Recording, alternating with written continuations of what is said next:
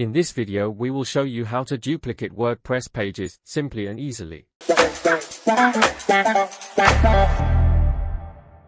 In the Pages section, by hovering over a certain page, the default options will be displayed.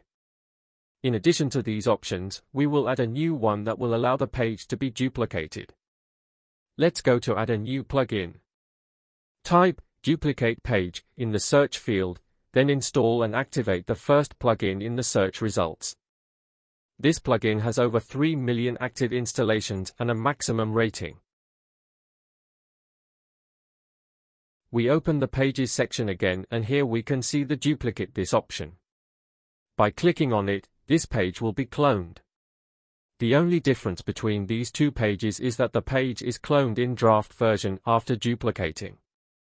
We can also look at these two pages from the user's point of view to make sure that they are completely identical.